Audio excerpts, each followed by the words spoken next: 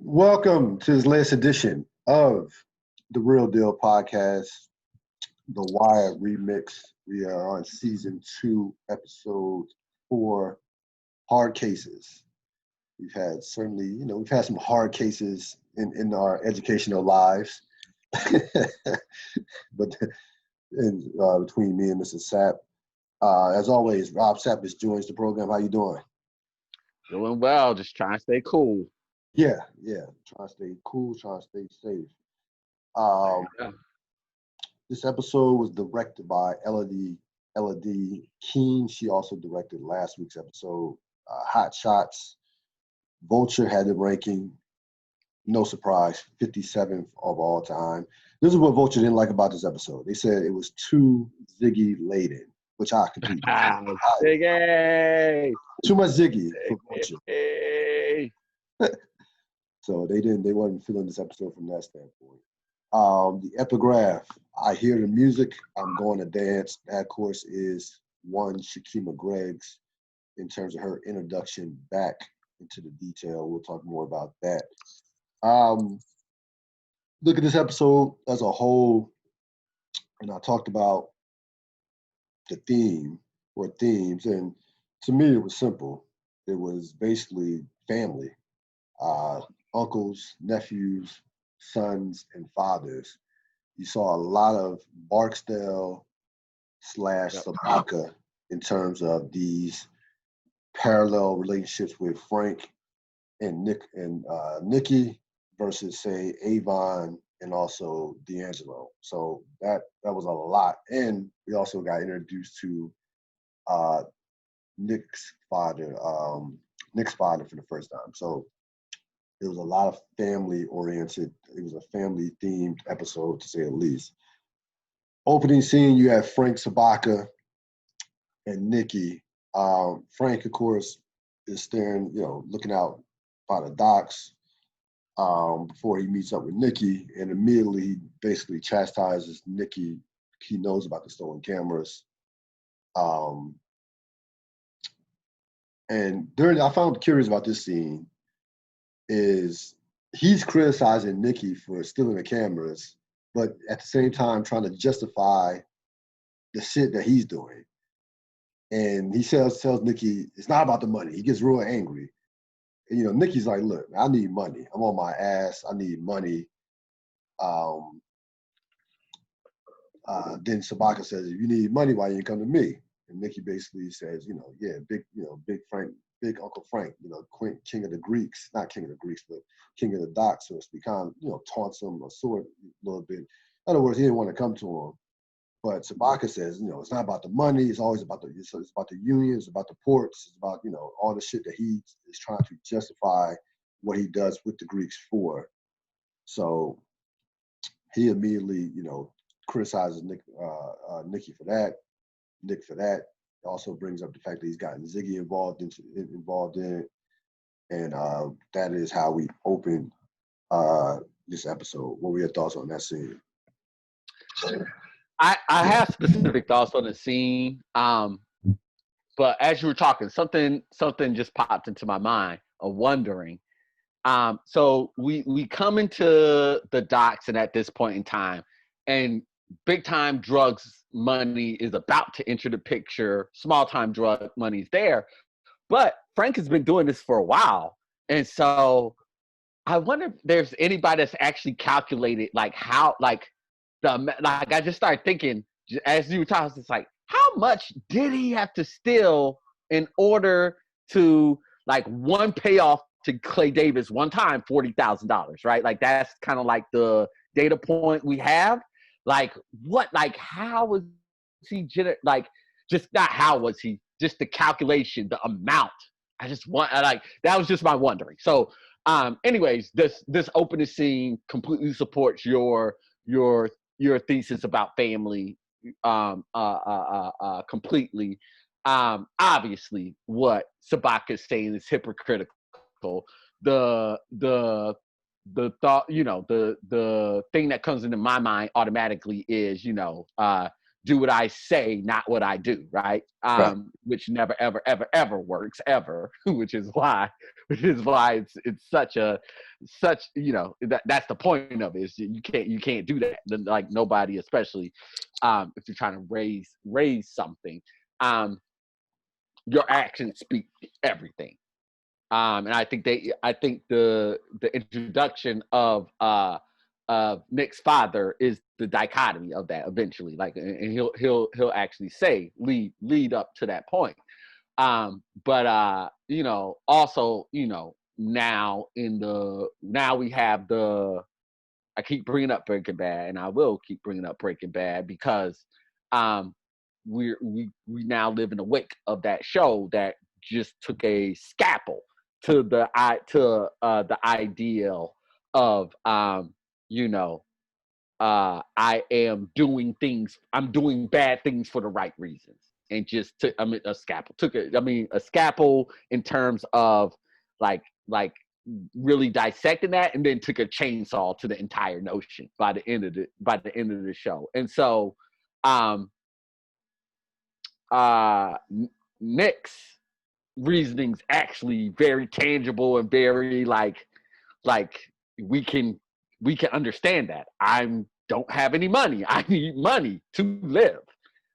This pie in the sky, ultimately BS reason of I'm doing this for my workers union and for like all this and there is much less tangible for the viewer to grab on with, and ultimately hypocritical. Yeah, not only is it hard for the viewer to grab onto, it's hard for Nick Sabaka to grab onto. It's like Nick can't see this vision of the future of the docks. He wants his shit. He can see money. So well, I mean, damn wants, the future. Like to your point, damn the future of the docks. I'm talking about my family's future. right. Damn that. And that's the problem, and that's what's problematic, and that's why I said Breaking Bad took a scalpel to that and really dissected it.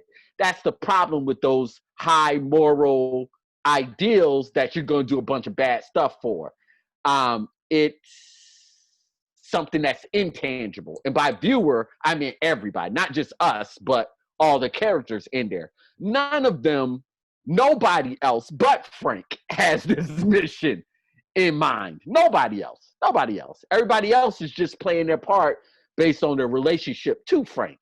But he's the only one that has this high moral ideal. Even his brothers, I can just get too deep to just say. So, anyways, we're both saying the same thing. Very idealistic, very hypocritical. Nick very tangibly just wants money to survive. Yes. So we go to the prison. This is, of course, the fallout of all of these deaths. You had 5 deaths in terms of the overdoses. You have the warden and Officer Reynolds discussing what needs to be done. Officer Reynolds clearly is like, look, in order for for this to get cleaned up, we need an informant. And in that, we need not only an informant, we need somebody you have to be willing to shave some years off. So he already understands the game. The warden says, man, you basically saying you can't say no to drugs in the prison, or the war on drugs can't be fought in the prisons, then it can't be fought anywhere. It's not gonna be successful anywhere. But Officer Reynolds is like, look, this is not shocking to him. He says it's very easy to get smuggle stuff in here, in the prison. So they're kind of going over a strategy in terms of how to move forward. And of course, we'll see how this plays out over the course of, it will play out over the course of the episode. Any thoughts on this?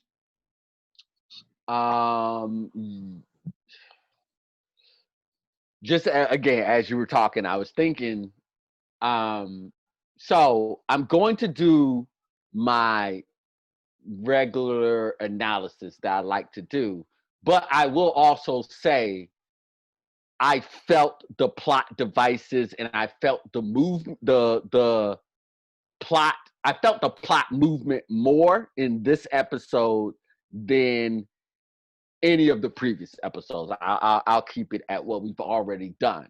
And so, yes, to everything that you said, the plan is in place, but the plan is there to get Avon back on the board. I recognize that and I acknowledge that.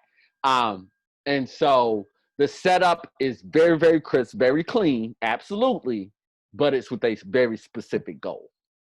Right, right. No question about it.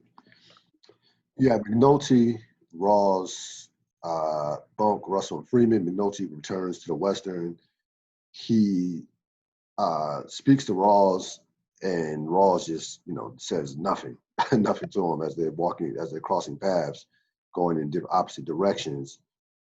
Then he, of course, he's coming in. Then you have Bunk discussing Omar with them, still trying to get Omar, and then basically you have Landsman going back and forth with McNulty before McNulty basically taunts the entire unit and looks at the board of all these murders that are on the board, all 14 of them.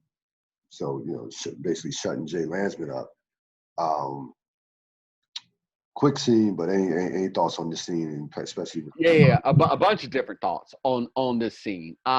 So first, McNulty's just rolling up in there, and Rawls doesn't even he's stunned at McNulty. He sees him and is stunned by his presence.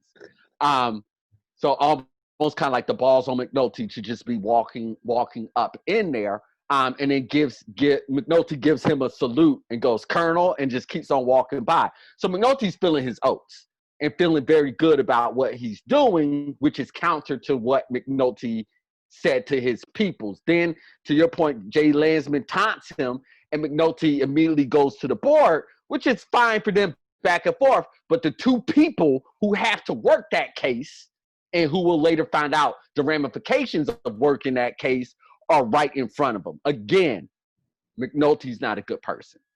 He's not a good person. And this is he's going there for something very specific. I don't think we dive into it at this point. I'll have more to say on what he's going there specific, but he's going there to get something from them. So if you look at it from the flip side, there's this guy who's totally screwed. Everybody in that building is walking in there to get something. And it's only, is this the pass the folder moment? Or is that in this scene? That might be let down the road. So I'll pause right there. So McNulty's not a good person. That's why I wanted to draw out of this scene. And not a good person in that's just Jimmy being Jimmy kind of not good person. He's not a good person.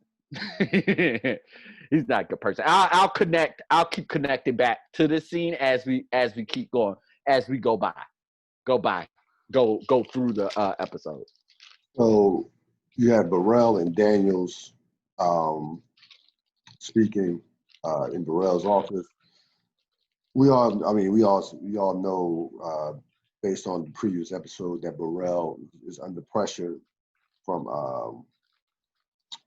Valchek to get his detail, to upgrade the detail.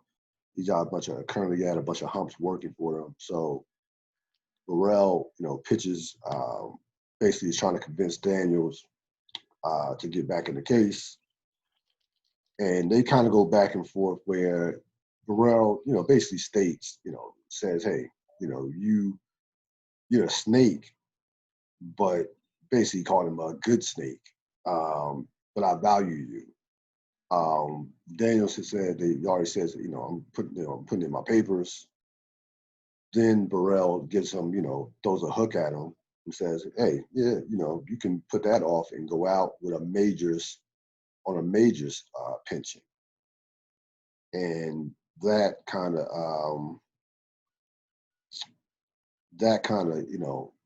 piques Daniels' interest, as well as the fact that Daniels is for the first time with those two is somewhat in a position of power. What are your thoughts on this scene? I absolutely love this scene. I love this scene. Um, there's a lot that's going on. There's a lot that's going on in terms of what the actors are doing. In this scene, there's no hidden underneath message that's going on. It's just how they're playing it against each other. It's a negotiation that's going on. First off, and what the character Burrell's trying to do, and the actor plays it so perfectly, is at first he's trying to uh, play it like he's doing Daniels a favor, without trying to reveal why. Daniels is feeling him out at first, and so he's not buying into like, oh, because basically Daniel's initial point is, why are you doing any of this? Like, I've not been loyal to you. I've not followed any of your directions. This is not how anybody gets anything in this department. And you buried me in the basement. Why is any of this happening? And so Burrell is trying to not reveal that Belichick wants him. And then it dawns on Daniels as they're doing this back and forth. Belichick asked for me by name. And then once he says that, Burrell has to admit it. And then, to your point, now Daniels knows he's in pole position. He knows he's in pole position at that point in time. And then Daniels starts to hammer him in terms of like some of his wants and needs and like different things like that. And Burrell has to try to figure out how, like the actor and the character Burrell have to try to figure out, how do I still maintain my position of authority even though I'm in the weaker negotiating position? And so it was just fantastic to watch, because that's real life. That's how those conversations go. That's how different conversations and negotiations go all the time. So it was very cool to see these two characters do it. And then particularly at the time, and in television history, you don't really get to see two black men of power like just have a conversation like that. Like, we're not talking about slavery. We're not talking about, injustices of the system and all those different ploys that always get put into us. These are two men in a position of power in their particular organization, or position of authority in those particular organizations, dueling it out using their verbal wits and their mental wits. So it was just very, very cool to watch. Yeah, the one thing I didn't mention, you took care of it, that Daniels, it didn't take long for Daniels to sniff out everything that Burrell was trying to do. Because it didn't make sense. It didn't logically make sense to him. Yeah. He sniffed out his whole plan, basically. And Burrell was trying to be like, yeah, you are a snake, but like, no. They was like, no, that's not how things go in this department. Yeah. It was a great. That was a great. It was a great. It was a great. Well played. Just a great scene from both actors. You have McNulty in the evidence room, downstairs where Daniels used to be. Looking at the pic, he has a picture of the dead girl, so he's trying to put. We did miss the folder, by the way, in the other. Right. So you can go. You can definitely speak on that. Because he did. Keep going. Describe the scene. I'll go back. He's in the evidence room with the picture of the dead girl, looking for connections to try to find connections to that case, or connections in terms of trying to find her out. Now you can go back to the folder that he went through in the when he was back at the Western with Bunk and Freeman. Yeah. So the reason that McNulty's there is because he wants to get the folder that has information on that they collected from the crime scene of his girl that was found in the lake. And like he said in the last episode, he was going to try to get her name. I'm putting in air quotation marks. So he's trying to get her name. I'll go through the episode why I think it's bullshit. But Bunk in the previous scene where McNulty gives the jab to Landsman about, oh, you guys have all this. all the dead girls that are all the Jane Does.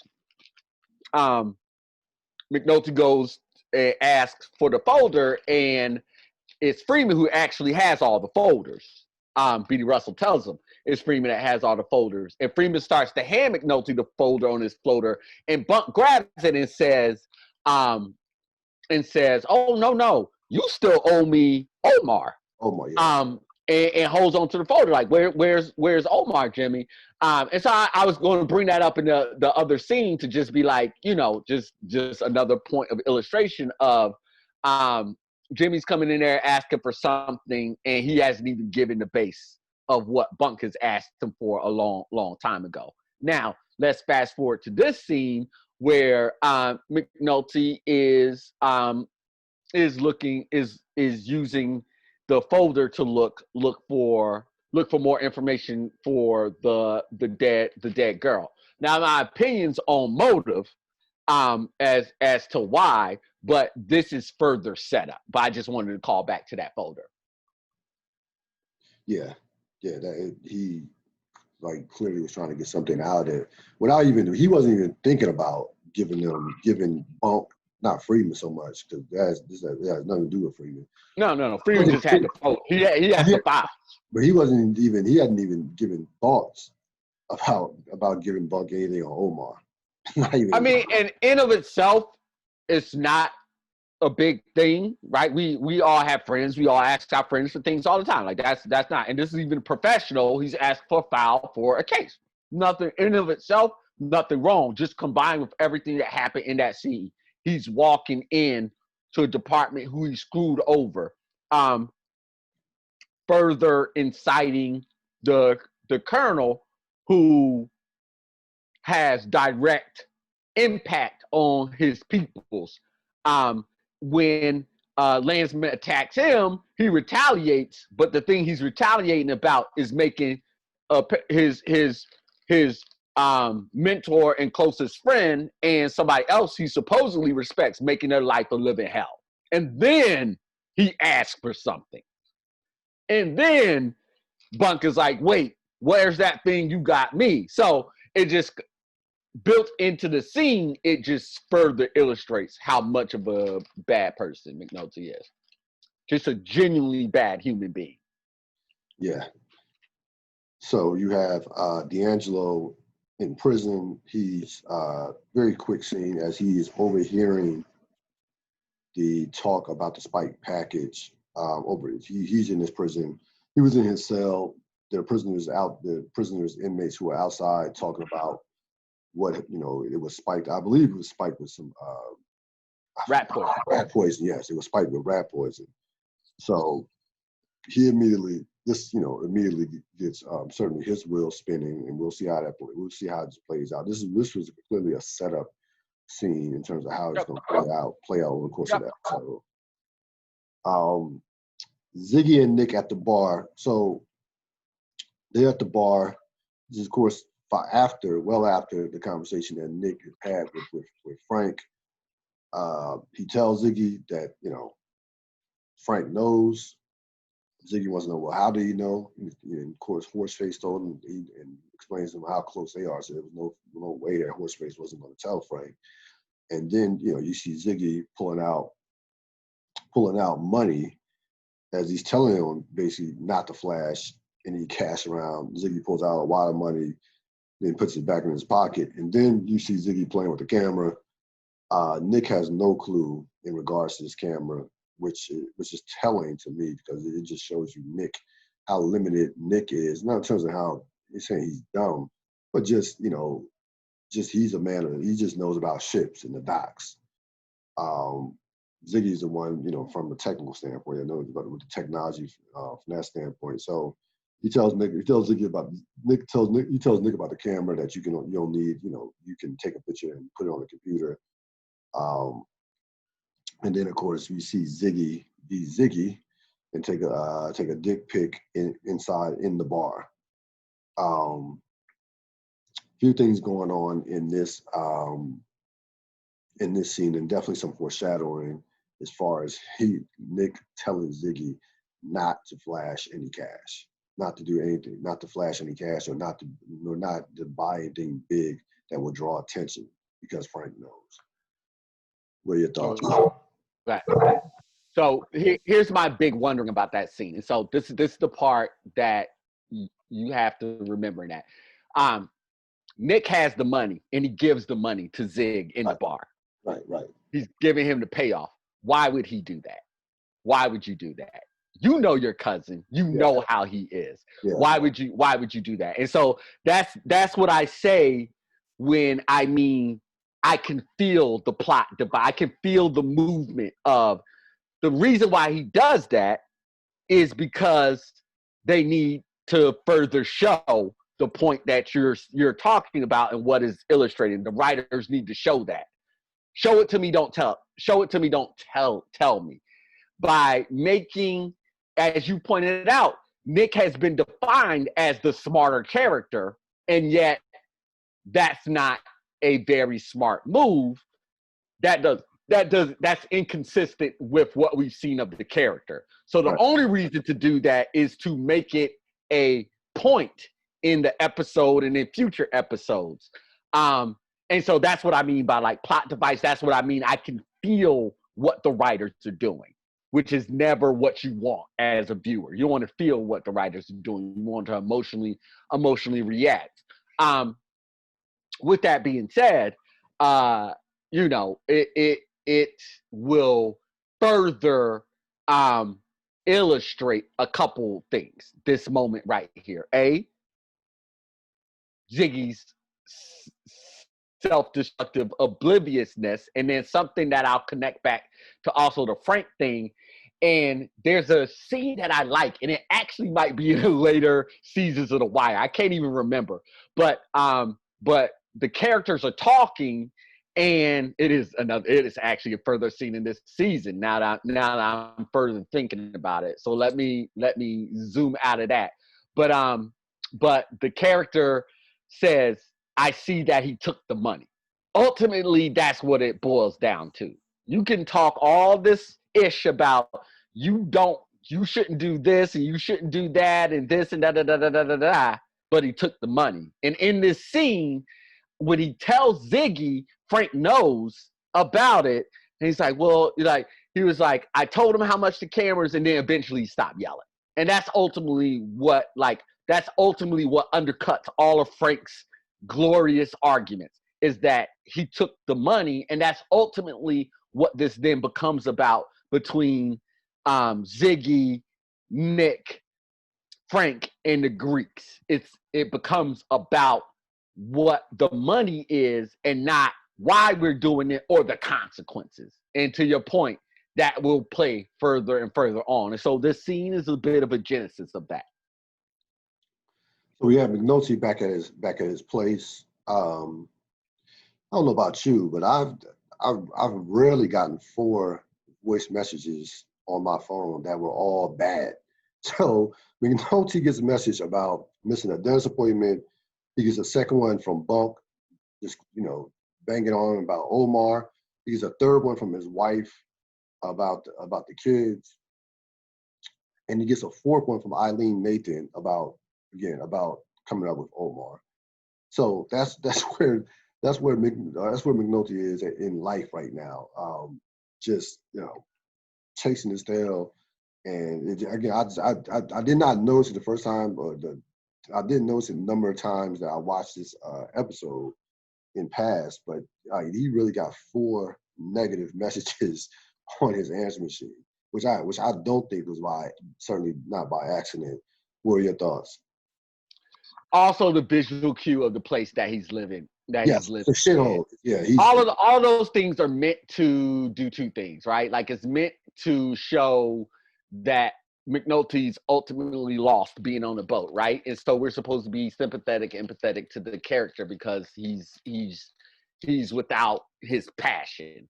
The second thing is for us to show like the dire straits with which his life is also in, by what you're saying, like those voice messages.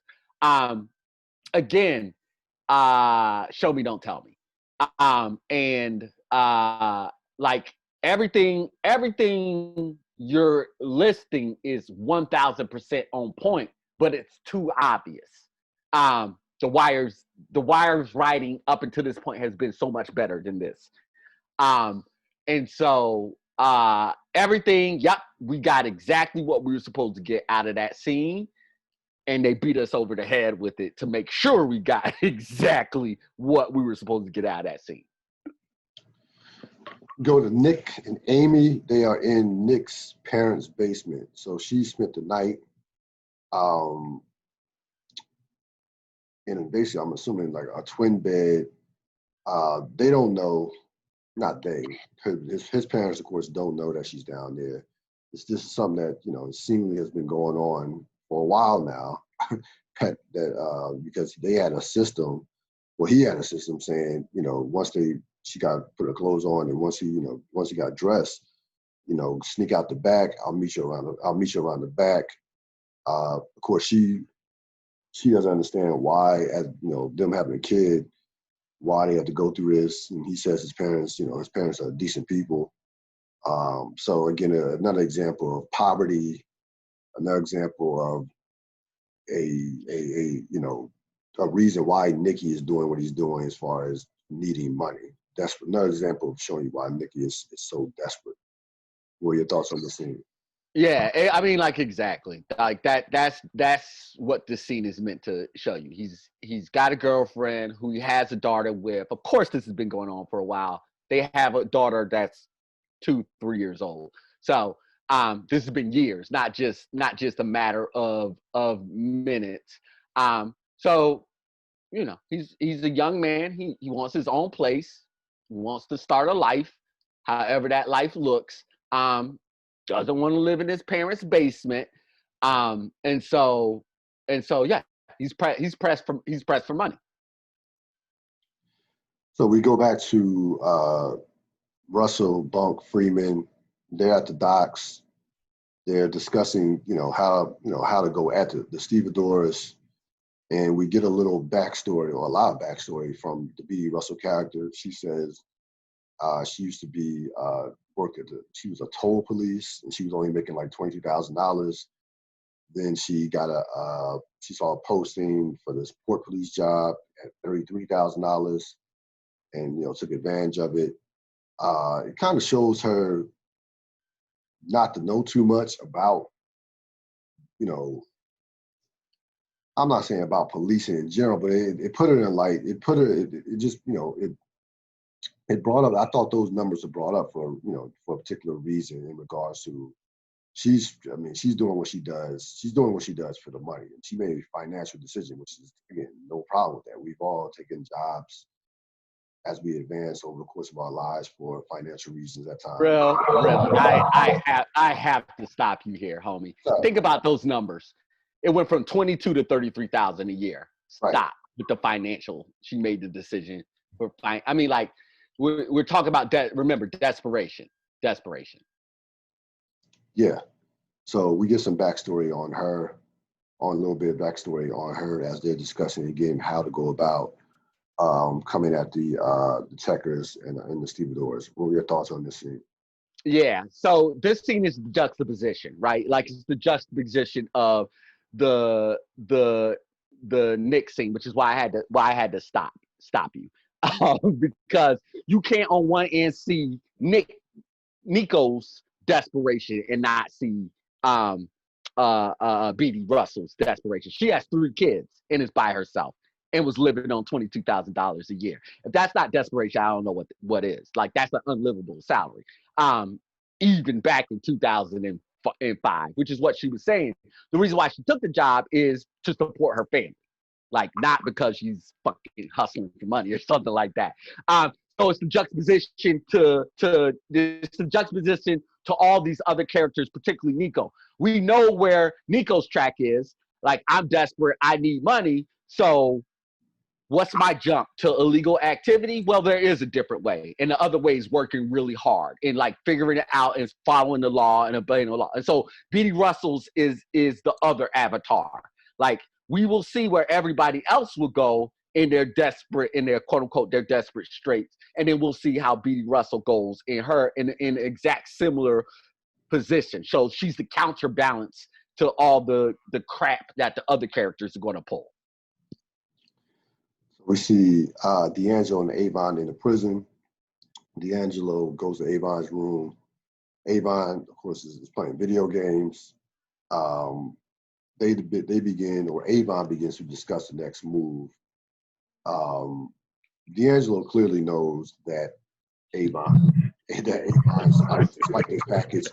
He basically asked, he asked him the question just because, just because.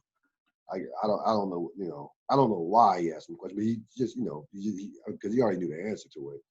And Avon doesn't admit to it directly. He admits to it without directly admitting to it. He says, I did as your uncle should, got you off that shit. So again, the mind fucking, not that I killed 5 people, I got you off those drugs.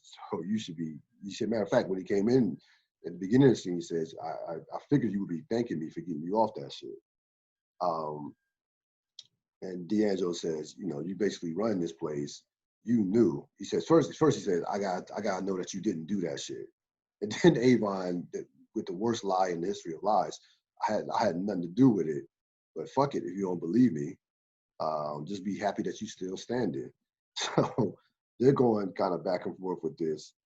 Then Avon breaks down the plan as far as where they're going to take this evidence. He says, basically told D'Angelo, I can give you Tillman's name. We can get back some of these years of our lives, get back some of these years of our lives, and basically tells D'Angelo to stay close. We got shit on the inside. We got shit. Basically, he's laid out the whole entire plan. And D'Angelo basically says, not basically, he says he wants no part of it. And at this point, there's no. D'Angelo has completely severed ties with Avon, knowing that he killed those 5 dudes. Yes. Yep. Yeah. I mean, like the only other that's 100% accurate. The only thing that I have to add is just going back off of your point at the very beginning of this, of family. The parallel between Nico and Sabaka and Avon and D'Angelo are right here to be enjoyed. As what D'Angelo immediately sniffs out is the bullshit, right? Like Avon, like, as your uncle, I thought you'd be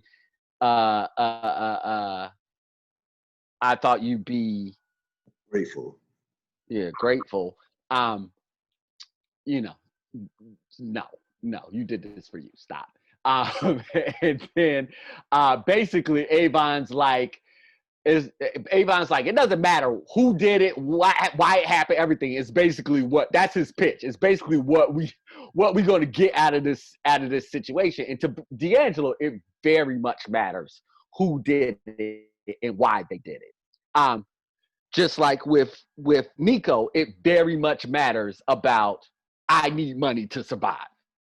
And so the uncles in both of these cases are thinking about this big, huge picture, and both of their nephews are saying, nah, I need the immediate thing in front of me. And neither one is willing to give it to them because, of course, it's not about them. It's not about the nephews. It's about them. Yeah. So we go to McNulty. He's looking for Omar. He drops his card off where Omar's van was burnt. And this is Omar's territory. And we saw this back in season 1 when McNulty needed to get to Omar, where he would drop the card off. Remember, this is not surveillance van, but this was the van that was burned up by Weebay and Stinkum in them early, like in the middle or late in season 1. So he's on the hunt, not sure on the hunt, but he's looking for Omar. Wants Omar to know that he needs to get to him. Quick scene, but any thoughts on it? I mean, he's on the hunt because Bunk needs him. And Eileen left that message on a voicemail. Like, the case is coming up. They need to depose the witness. And she says in that voicemail, like, I only took on this thing because you said you had an eyeball witness. So this is something McNulty promised to people. So yeah, he needs to be out looking. Yes. Yeah, no, the That's heat. it. Yeah, the pressure is on McNulty to get to. No pressure. He promised this. There's difference, but I mean, like, I guess that's internal pressure, but you promised this to people. You push this entire thing through. You don't get to then feel uncomfortable because people are like, where's the thing you said you were going to deliver on? I guess I said pressure's on him to deliver. That's it's his internal pressure, I guess. Self-induced. Yeah. So you have Nick, Ziggy, and Nat. Nat drives Nick over on the docks. Ziggy, of course, telling Ziggy not to flash is like, I guess, be telling the kid, not telling a young toddler not to touch a hot stove. It's, it's just, you might as well not say anything at all because he's going to do it. Ziggy comes on the docks with a $2,000 leather coat. That was a nice leather coat too, by the way. That leather coat was the truth. With a $2,000 leather coat, immediately Nikki, criticizes Ziggy for flashing, but he's the one that handed him a wad of money in the bar. So, clearly hypocritical on his part. And they discuss the next step with the Greeks. So what were your thoughts on this scene?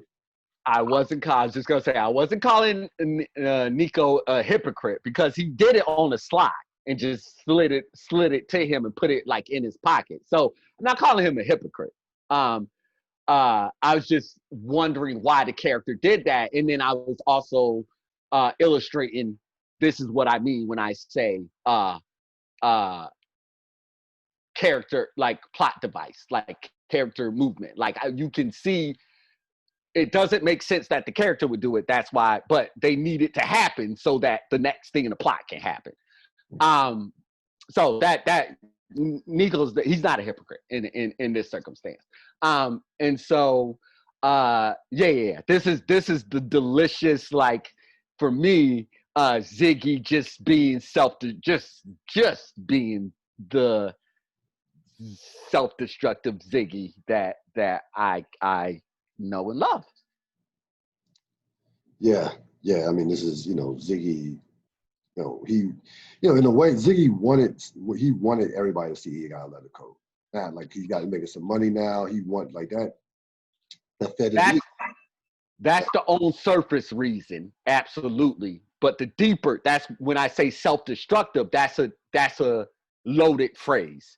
Let me unpack that a little bit, particularly like with the Ziggy character. Why it is that I enjoy his character is being self-destructive is when you do things that are opposite of your best interest, right? Like you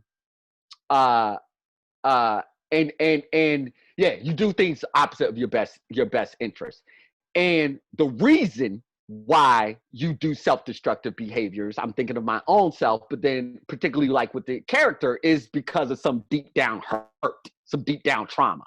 And that's the layers of the onion to peel back with Ziggy as you watch from this point on, is thinking about, well, what's the thing that was the trauma?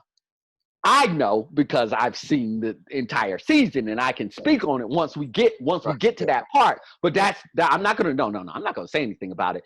But that's the joy of watching what happens as this character goes along, is trying to pinpoint down, why is he doing the things that he's doing?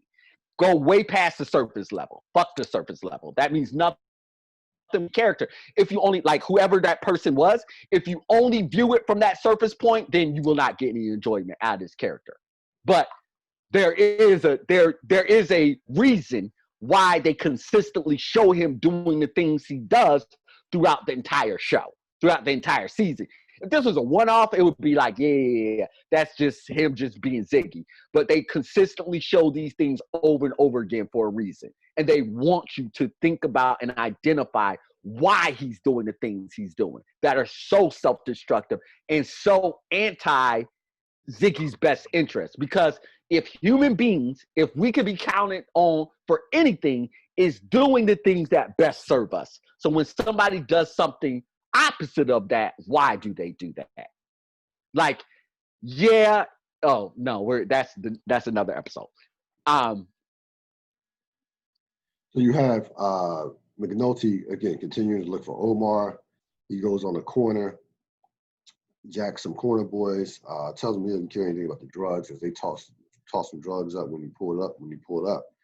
And he starts one by one asking for Omar, and the first one, they basically give a quick glance, and then one of them just says, you know, fuck you, officer, and keeps it moving, and the rest of them walk off. As he describes Omar, and there's no way that these guys are going to give up Omar, even despite the fact that Omar probably robbed all of them that were on the corner. He probably robbed those dudes, and just a street code in general. They're not going to talk to police just as much as they probably despise Omar. That just showed. I thought that scene just shows you, reinforce, the street code of just no snitching, of just no snitching. What were your thoughts? I was just gonna say, but before you said the street code no snitching thing, I was gonna say, so then why does this scene exist in this episode? This is the first scene where I can look in the wire and go, this was a totally unnecessary scene, totally pointless scene. Like we get all of those things. Season 1 laid out all of those street code rules for us. We know those up and down, backwards and forwards. We know the Omar character. We know everything that was going on in that scene. The only new piece of information that I got in that scene was McNulty said, "I don't care about drugs because I'm not a murder. Like I don't care about drugs because I'm not a murderer. I'm not here for that." So that would be the only new piece of information that any of the characters would have been able to get out of that, or that he's not murder police anymore. But other than that, there was no piece of information. There was no reason for the scene to be there other than, I'm going to put a ... because I have an ending salvo that will go with that. Yeah. Thinking about this, I mean, I guess for me, I guess they wanted to make it a point of how elusive Omar can be. They don't need to make that point. They've shown it. To your point, yeah, we don't like. Yeah, they spend the entire season showing that. I don't know why. Yeah, this scene was, from that standpoint, this scene, they didn't have to have this scene. But again, I'm looking forward to your point that you made later on about it. But I can't think of it. Yeah, I got to summarize it in the whole episode. Okay. Stringer. So we get our first appearance of Stringer of the episode. The package that was recommended to him by Avon, the Atlanta package, is clearly not working. It's a weak package. There's not a lot of it. So Stringer decides to step on the package, and of course we know what this is going to end up leading to for in the future. In the future, in terms of how weak this package is. What are your thoughts? Yep, this is set up for the future, absolutely, or part, the beginning of it. So you have Bunk, Rawls, and Freeman. Rawls criticizes Bunk and Freeman for how they're working the case. He thinks that they should have held the ship longer, and tells them that, if they, I will give Burrell some. He basically says, I have a couple of scapegoats to give Burrell if this doesn't work out. So, classic Ross, it's not going to be me. It's going to be your ass, not on the line. It's going to be your ass, not mine. Do you agree with him in terms of him coming at them in regards to their tactics? In terms of him, he thought that they should have kept the ship longer. Nope. You're thinking again. That I will talk about I have a lot to say on the overall structure of this episode, but The Wire is fairly consistent in this. Just like you drew the parallels between the uncles and the nephews, we have to draw the parallel between Rawls and Bunk and Freeman and Valchek and Sabaka, and and the third part is the van that's cruising around the world is McNulty. Draw that parallel. I wasn't very clear on that, so let me say that again. The reason why Ross shits on Bunk and Freeman is because of McNulty. Okay, gotcha. He sees McNulty in the morning, that re-infuriates him. Just like every time Valchek sees that his stolen van, Yeah. he gets more entrenched on getting Sabaka. And so that's what I took from this scene. And that's why I connected back to that beginning. McNulty character could easily figure out a different way to get those things he needs from Freeman and Bunk. But the reason he goes to the office is to piss off Rawls, specifically Landsman Next.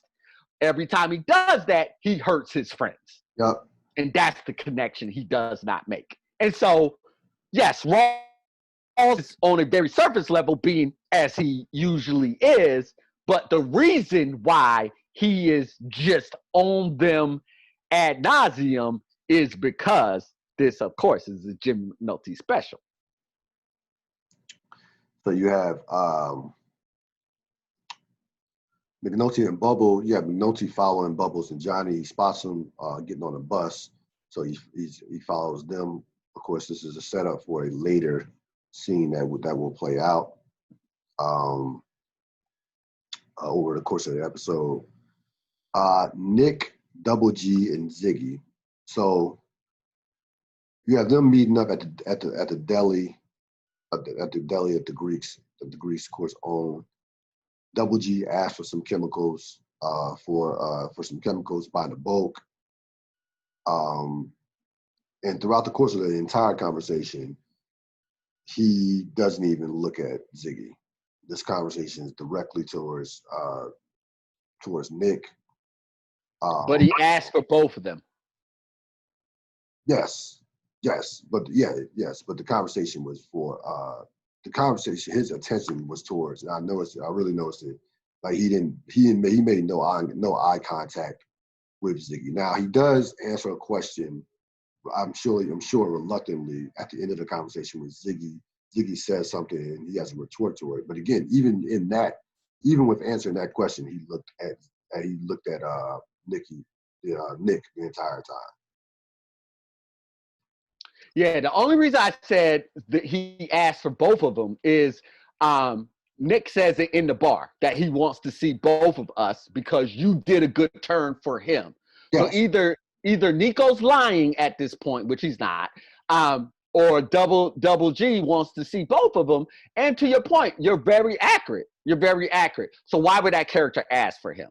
Again, this is what I'm asking with this episode, and why are things happening the way that they're happening, right? Like when a character acts inconsistent from how they normally act, I immediately go to plot device. So that would be my question. You're 100% right how you're analyzing the scene. Why would that happen? I would say this. I think that even though he doesn't think much of Ziggy, he does recognize that this cape, that the heist of the cameras could not have been pulled off without Ziggy. So I think he does recognize that. Yeah, but you got to connect all the dots to that, Cyril. And this isn't a character motivation argument that we're having here. When you yes. So now I'm zooming out. I got to zoom out on this. Like the character motivations are pretty clear and pretty self-explanatory because they're moving the plot to where it needs to be at this point in time, which is fine. What I'm wondering is, why do characters need to act different from how they've acted so far? I know if the character, or if we're doing what we normally do, put ourselves in the name of the character. If I think somebody's an idiot and a fool and everything like that, I don't need him to be there when I do the deal, especially if I'm going to ignore him and not look at him, as you pointed out. Like, those two things don't make sense. He could have easily had that conversation with Nico and then passed that information along, and that operation would have went as smooth as fine. Why would I invite that in there? So why would the writers do that? Why would a show this good, this intentional, do things like that? Those are the questions I have to ask myself. And the very, very simple answer is to move the plot forward, which is not bad. But again, like I always say, if I'm going to give this show the ultimate props and be validated in that, I can't overlook when they do other things. That would undercut my argument about how brilliant the show is, in my opinion. So I'm holding myself accountable on this as well. No question about it. McNulty, Bubbles, and Johnny, he follows. McNulty follows. Bubbles, can I say something just really quickly before you get to the scene? Like, right before this scene happened, I was like, I miss Bubbles. I haven't seen Bubbles in a bit. And then this scene, I was like, oh, that's right. So anyways. Yeah. Bubbles. Yeah. So he catches them outside of a mall. And they've clearly boosted some Walkmans. And this is there's Foot Locker bags under there too. Yes. They went to town on this mall. So 2000, 2003, 2000. Yeah, it's probably 2000. maybe no cameras were around in these malls. But anyway, no, there were definitely cameras around the malls. I'm sure there were. These guys got Foot Locker bags. They got trench coats on. So they went to town on this mall. And what they stole was and the thing that they talk about is a disc man. It's like a trip down memory lane, man. Yes. Yeah. Yes. So McNulty sees this, calls over Bubbles, and immediately tells Bubbles, look, I need a line on Omar. This is your I need a line on Omar before the end of the week, because I'm sure you can't come up with receipts on these Walkmans, on this stuff that you take that you clearly stolen. And Bubbles, of course, has no choice but to acquiesce. He tosses McNulty a Walkman and says, this is part of my tax. He's like, no, your tax is Omar. And I just couldn't help but to think of how much McNulty has fucked over Bubbles over the course of this series. Like, I couldn't, like, he's used Bubbles to know, like, ever since the first time they've done a scene, how much he's used Bubbles. Now, Bubbles is wrong for stealing, but my mind immediately went back to season 1 when Bubbles is trying to get off the drugs, McNulty, the $20, when Bubbles, like, all this shit that he's done to fuck over Bubbles over the course of the series. Now he's basically saying, look, I want Omar, or, find receipts, or find receipts for these Walkmans and these materials that you've stolen. So I found that I've just got a laugh out of that, so to speak, in terms of just continuously to emphasize how bad of a person that McNulty is when it comes to what he wants when he wants it. What were your thoughts on this scene? You said everything. As you were talking, I was just like, could you imagine if we got like a 12-year-old to like watch this show? Digital cameras, Discman, they'd be like, what is this? What are you talking about? Yeah. That's it. You said everything. In 10 years. What? A Walkman? What a Discman? Nah, Walkman. I mean, that's just ancient. A Discman. Yeah, Discman. I mean, this is ancient as well, but it's just like, wait, what? So you have what is this? You have Avon, Levy, the warden, Officer Reynolds back at the in the prison. This is at the beginning of them trying to negotiate a deal to give up Tillman. This is the beginning of it. This scene plays out. This plays out amongst two scenes, but this is the beginning of them trying to of them negotiating the deal to take years off Avon's sentence. Yeah, set up. Um, you have Nick, his mom, and Nick's father, Lewis. Um, Nick's mother, Nick comes in the house. She's cooking, presumably what's been the same meal for like the last 25 years, the tuna supplies. Uh, Nick says, he had a good day at job, had a good day at work, got some hours. So she tells him to go get your father. So we get introduced to his father, who's at a bar, and this is, this was a brilliant scene for the information that they gave you about the direct contrast between Nick's father versus Frank Sabaka. Nick's father is retired checkerman. He's retired. He's chilling. He is working on a fake gambling system that he never uses. So he's with the horses. He's betting the horses, but he's actually not betting. He has this fake gambling system, and he's actually calculated over the years how much money he's made. He's up. I want to say, you can correct me, I think he was up like 7,000. I think that was the number, if I'm not mistaken. But he's never actually made any bets of any kind. It's not real. It's not real. It's a fake. It doesn't matter. It doesn't. No, it doesn't. It's a fake gambling system. Fake gambling system. So Nick says, "Hey, you need to try that down. You need to take that to Pimlico and see if it works." Pimlico, of course, for all you non-sports fans or non-horse racing fans, is a horse racing track that they run the Preakness, which is one of the Triple Crown races on. Which we know how popular horse racing, gambling on horses is. So a lot going on in this scene to me with the contrast of Frank Sabaka versus Louis Sabaka. What are your thoughts?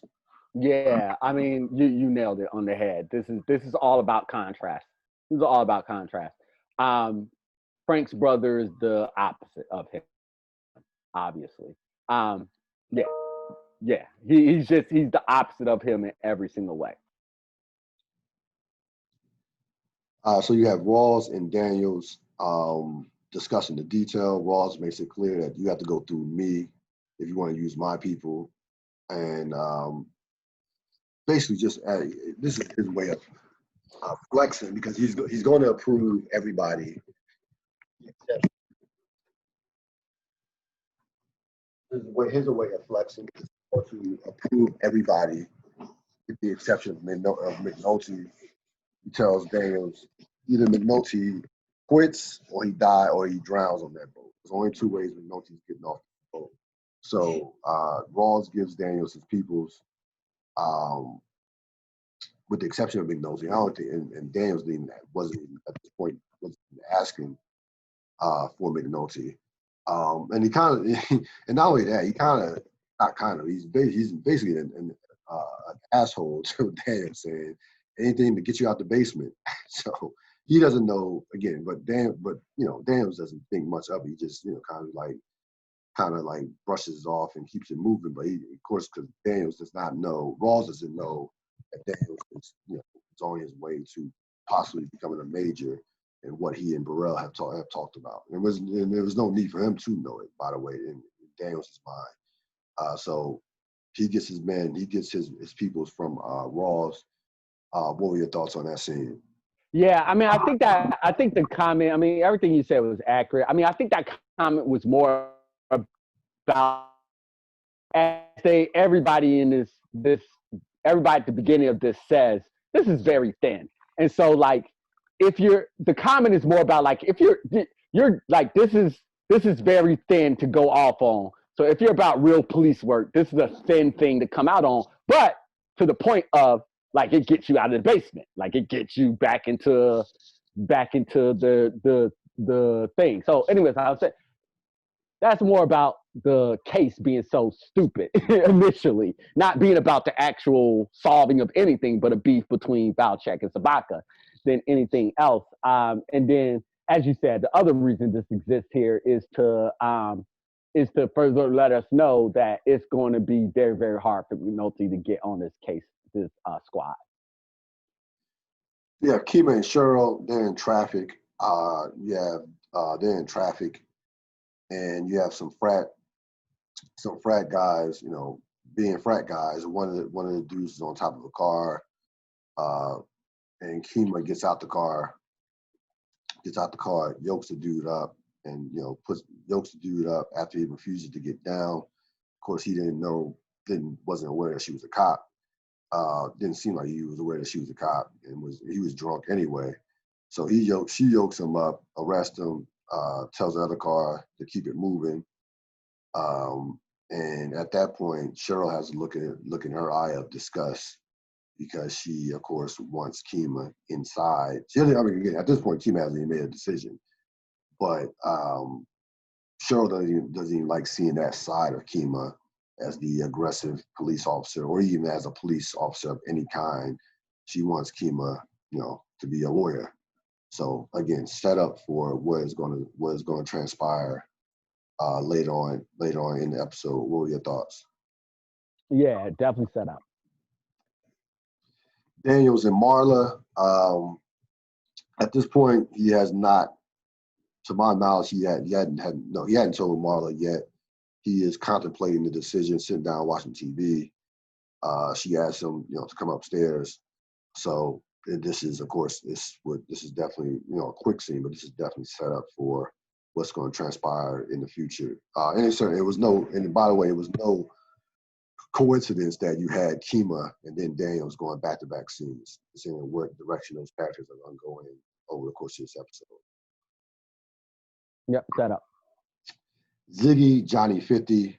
Ziggy, of course, is looking for the chemicals that Double G wanted. And Johnny 50 lets him know that we don't have those chemicals, but we do know some people that can, he does know somebody that does have those chemicals at another port, or another place on the port. So he gives him that. Presumably he's going to give him that information. And then we see a new character that clearly doesn't get along with Ziggy, named Maui, who purposely pours coffee on Ziggy's brand new $2,000 coat. We will see how this relationship plays out over the course of the season, which will be hilarious, to say the least. And Maui, of course, now the reason why he does that, because he clearly doesn't like Ziggy, but he also does it because he knows that Ziggy was stealing. So he kind of taunts Ziggy for stealing as well. What were your thoughts? And this actually leads me back to another scene that it was kind of like hidden under, like we got lost in at the conversation, the table with Zig and Nick and Double G. And then I'll combine it to him. The chemicals are the key. The chemicals are everything in this, and it's being hidden behind Ziggy's outlandish behavior. But that's what everybody should be paying attention to. That's what these scenes are actually about. But they're hidden behind Ziggy's outlandish behavior. So you have Daniels and Kima. Daniels convinces Kima to come back to the detail. They both, kind of get a laugh out of trying to what they're going to say to their various spouses, respective spouses. And they joke basically saying, well, Daniel jokes and says, you can tell your spouse, I'll tell your spouse, you tell mine. Kima. And then Kima says the epigraph, I hear music, I'm going to dance. So she's, at this point, it seems to me like she was waiting for somebody for this opportunity. She wants to be back out on the streets, and we'll see how this transpires. This is the gang getting back together. What are your thoughts? Yeah, and you said it, and since you said it, I'll go into it right here because the scene is what the scene is. I mean, like there's nothing to add on. But you said they're getting the gang back together. So, what I saw and felt in this episode, I've always seen and felt in this episode. Like this is not anything that is new. A new thing this is a resetting of the resetting of the table. But the problem with the resetting of a table is that it's episode number 4. Hard to reset the table on episode number 4, and so that's what forces you to have characters act outside of themselves to get you to the point you need to be. That resetting usually happens at episode number 1. And in terms of The Wire's history, it does happen in episode number 1. For some reason, this season, it happened in episode number 4, which really, really truncated the amount of time in which they would normally spend on character development. And so, yes, this is all about getting the band back together. This is absolutely what it's about. Stringer Shamrock. Stringer gives Shamrock. I know I put Avon there, but that was a mistake. It was Stringer. Stringer gives Shamrock the spike package to give. I'm assuming to give to Butchie so that to set up, to set up Tillman. Pause on that. Not to Butchie. No, he gave. So this pack. Okay, so because what word does he ask him? No, this is what you're right. This is what happened. He gives Shamrock the spike package to plant in Tillman's car. That's what happened. Yeah. That's what happened. He says, and this is the key part of the scene to me, because we knew that was coming. He says he tells Shamrock, he tells Shamrock to be subtle with it, and then he says to Shamrock, you know what subtle means? And then Shamrock gave a look, kind of like you really asking me this? Kind of like, yeah, Shamrock knows what it means. And I bring this up because, again, this is subtle. We all know. I mean, subtle is not a complicated word by any stretch of imagination. But to this, I couldn't help but to think about what we talked about last episode with the insecurity of Stringer. Like he didn't have to say. Like I think that Shamrock obviously knew that not to make it obvious that he wasn't going to put the drugs on the dashboard. Like, so I think this again speaks to the continuous insecurity of one Stringer Bell. What were your thoughts? Yeah, I mean, I'll there's more coming on Stringer a little bit later. I'll speak to that point. I think this really, really connects with me to when we get to another scene, we get to the ultimate scene with Tillman. I'll have more to say about this then. Bubbles and Johnny discussing Omar. Johnny wants no part of it, of course, and rightfully so. But Bubbles is like, look, we gotta pay that tax, so we gotta make this happen. Then we go to Kimmy planning, and of course, Kimmy is part of Omar's crew. She's working with some people to discuss the whereabouts of a stash, planning for her next, not her, but their next, seemingly their next robbery. And she overhears she overhears Bubbles asking about Omar, which we know, again, back to your point about moving the plot, clearly that word is going to get back to Omar. Any thoughts? Moving. I did have a thought on this one. I actually did. Like how we were talking about last season in particular about how Omar knows the streets so well. Right. I thought this was a great insight on that, like how they know the streets so well, because they're in there with the fiends talking to them. Right. No, like if they like that's how they get. So it was just like I was just like, oh, that's right. They did give like a little nice tangible piece. And again, see, that's what I mean now, yeah, that's what I mean by show, don't tell. That's what I mean. That's exactly what I mean. That's The Wire right there. Because if you blink, you miss it, but they give it to you right there. Why do they know the street so well? Because they know the fiend so well. and they're in there with the fiends talking with them. That's their magic sauce in being able to figure all these different things out. So I like that piece. I've seen that scene, you know, however many times, but this time with the new eye on what we're or a different perspective on what we're doing, it really stood out to me. And then, just as we're talking, that's exactly what I mean by show don't tell. She pays the fiend off too, by the way. She gave her some money. Of course, I think at the end of that scene.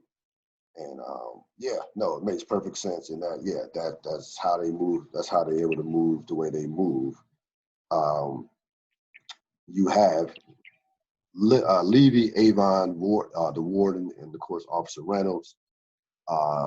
This is, you know, of course, the payoff of the spike package. Avon tells them that Tillman has the package. Avon, of course, Levy, of course, is demanding that his sentence be shaved off to 1 year. Now, keep this parole hearing. Parole hearing comes up in a year, and they're going to say that he did an extraordinary thing in cooperating. Yes. So I found it interesting. He did. Oh, sorry. Keep going. But yes, parole hearing comes up in a year, and the important part about this scene, besides that, is the fact that it kind of brought you back to season 1 with the Kima shooting. Now, they discussed that, and Avon clearly was upset. That it was a reminder. I mean, we saw it in season 1 too, that he was upset, that he was pissed off about Kima getting shot. He brings that up again, saying that how upset he was that the officer got shot. I mean, of course, he lies. Saying, I mean, he says my name was nowhere near that, but you know, of course, Weebay and Little Man were the ones responsible for it. But clearly, they reinforced that from that standpoint. And you have Avon, you know, in that scene, negotiate the deal as well as Levy and Avon were working basically like a perfect combo in that negotiation. Because understand this, not only you have 5, they don't want any bad publicity as a prison. Right? So they had Avon and Levy have that leverage on the prison in terms of you have 5 people, have 5 prisoners dead. So Levy basically presses them, says, "Hey, you can get another 5 tomorrow if you don't give up Tillman and give up who we're going to give up." So then Avon gives up Tillman, and of course Officer Reynolds, who's been on point the entire episode, says 10 to 1 or 1 to 10. That's the motherfucker that spiked the package, but it doesn't matter because they have no proof of that. What are your thoughts on this scene? Culmination of the plan, like you said it. So the actor who plays Levy did a hell of a job. Yeah.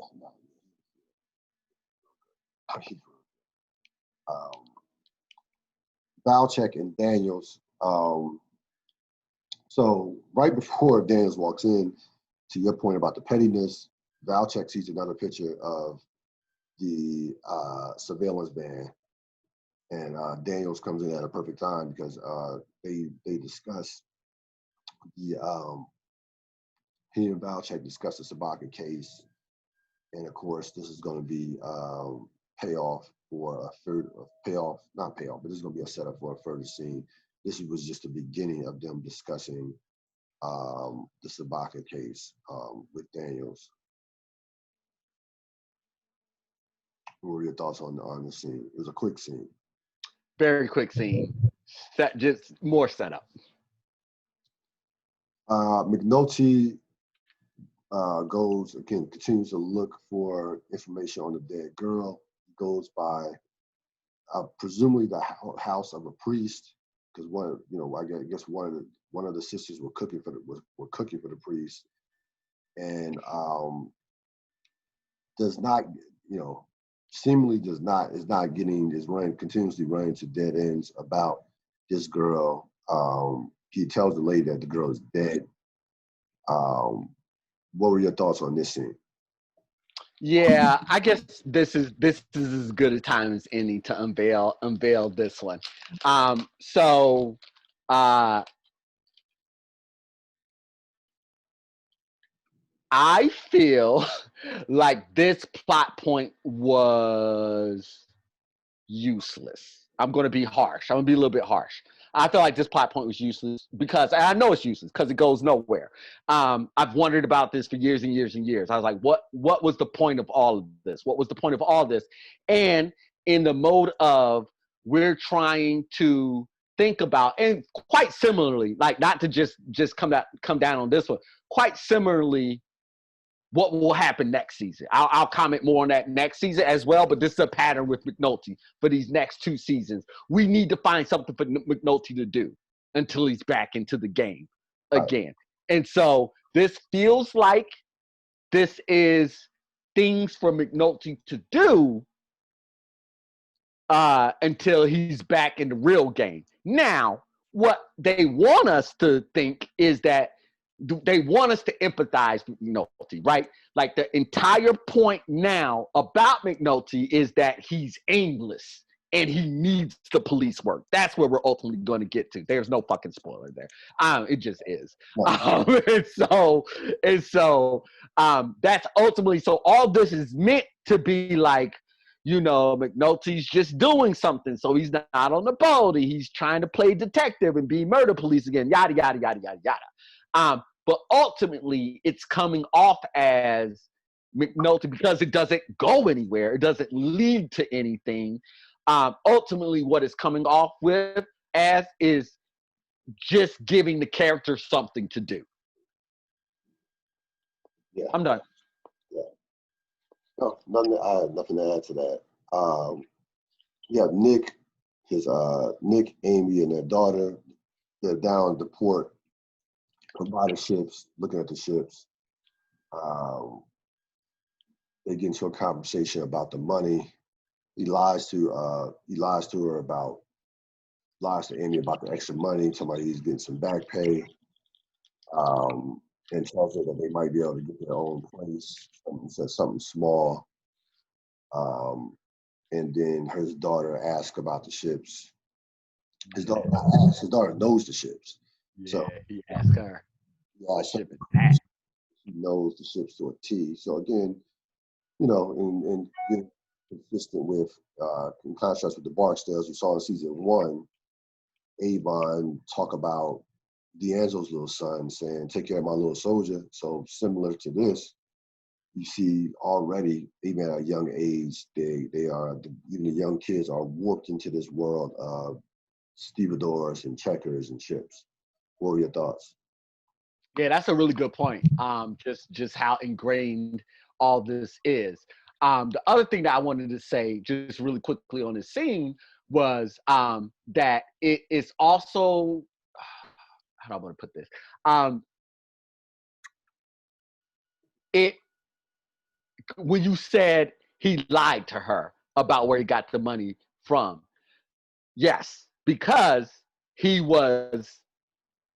knew where he got the money was wrong. So when you inflate that to Frank Sabaka, that's how you know what he's doing isn't good, because he has to constantly lie about it, right? Like that,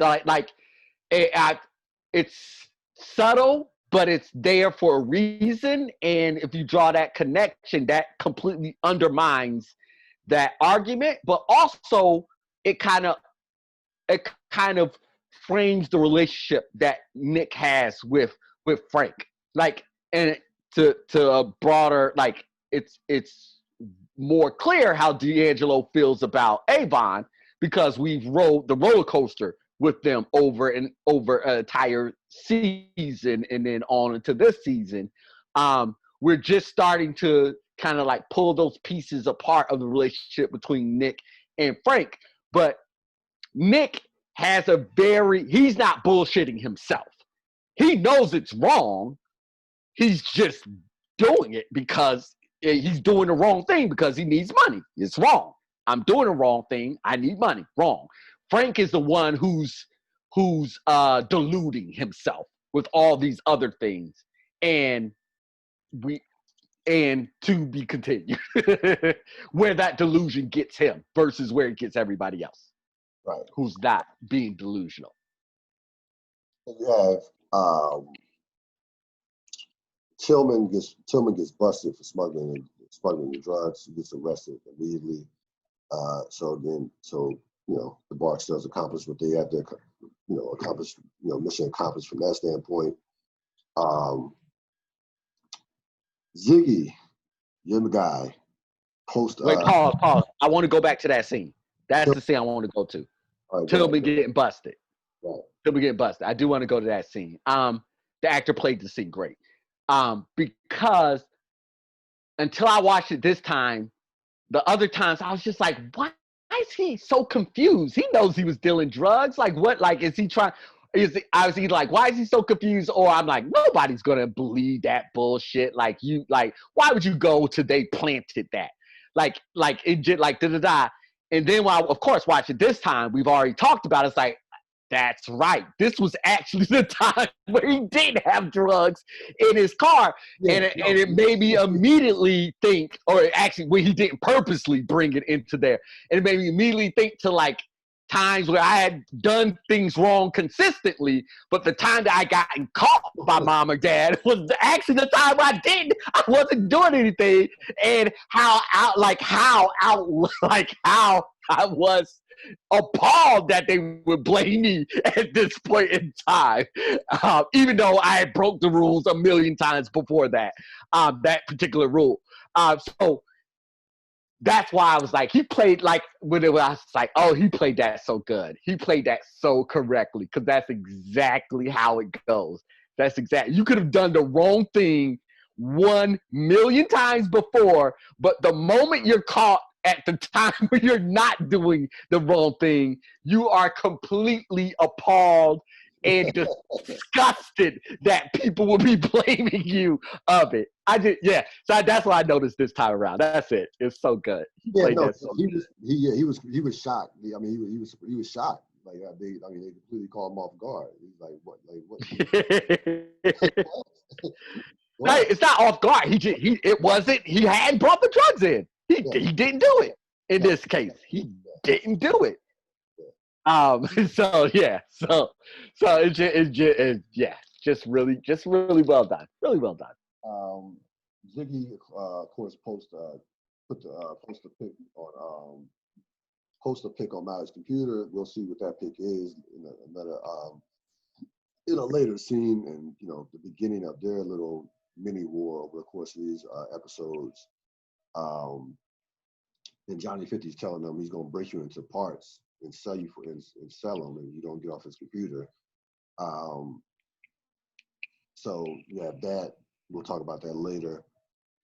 Really quickly, there's nothing deep in there, but they're starting to plant the seeds of how important those computers are going to play and what they do up there is going to play. So that's what those things are about. Like I said, they're hiding it behind Ziggy's outrageousness, but all those little background details matter and will matter in coming episodes. Yeah, the computers are going to play a major role. Bunk, Freeman, and Russell, very good scene right here, because they go in, they immediately are identified by the stevedores and the checkers with whistling.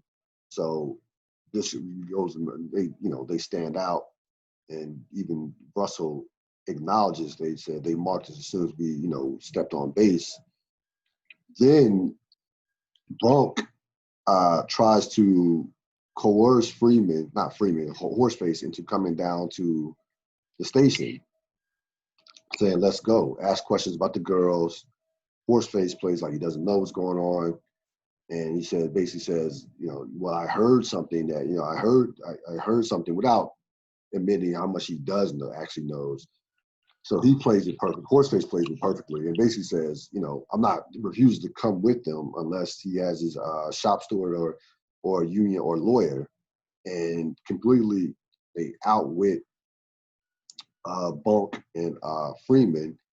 And this was, again, I thought this was a brilliant scene from the standpoint of what they're used to, hassling young African-American men for for reasons and just yoking them up versus now you're dealing with some white dock workers who actually have knowledge, who know their rights, and who come at them saying like, you're not taking us down for no reason. So I thought that was a brilliant contrast by the show with this particular scene. I like that point, and then I'll just add on to it. I watched The Irishman and the Hoffa this weekend, and so that was all about, of course, how important the unionization played in this country, in particular, in those two stories. And so when he was talking, I was just like, "Yep." So to your point, he knew his rights. He knew that he had a group that was backing him, and it wasn't just telling to the earlier scene, the cop F you, but this is the reason why you can't do what it is that I'm doing. So you're right. Great contrast. We have Ziggy and Sabaka, Frank Sabaka, that is. Frank goes and smacks Ziggy on the head for he knows about the cameras. He finds out this is the first time that they've met over the course of this since Frank found out about the stolen cameras. And again, this is, you know what this was? This was like, and we've seen this in education, this was the parent of a student, a troubled student, coming in and making a whole bunch of noise, but eventually at the end of the day, not doing shit. That's what I thought about with this scene. Frank comes in, say cheese and all this other shit, smacks him in the head and says, "Get your ass out of here." But ultimately, you're not gonna do shit. Like ultimately, you're not gonna help fix the issue that is. You're not doing this. You're just making a bunch of noise at this point. It's not like this is not helping. It's correct. There's no purpose. Go ahead. Correct. No, and then now I was going to connect that with self-destructive behavior, right? That's the surface, right? The slap on the head and all that thing. Now, this is like that's been going on for how many years? Yes, probably forever. Right? So like then you have to ask your question, what does that lack of accountability do to a person? Right? If the person who's supposed to hold you the most accountable, your dad, consistently does that and doesn't do that from birth to at this point in your life, what does that do to a person when they don't have that accountability? That's just I mean, we'll see it happen over the season, but that's a great plot point to follow. No question. Now he sees the Ziggy's dick pic on his computer. Again, quick scene, but this is kind of set up for the dynamic of their relationship that will play out over the course of the next couple of episodes of the series. Daniels, Valchek, Kima, and Herc. They're back in. Valchek takes them to the detail to their new detail office, and they're greeted by Prez. So the gang is basically back together. Valchek leaves, takes him to the office, then basically immediately leaves. Then you have Herc basically, wanting to recruit, saying, can we get Carve on it? Can we get Carve and what have you? So again, we see the gang somewhat, not completely whole, but we see the gang basically back together in a brand new detail office. What were your thoughts? We know where this series is going now.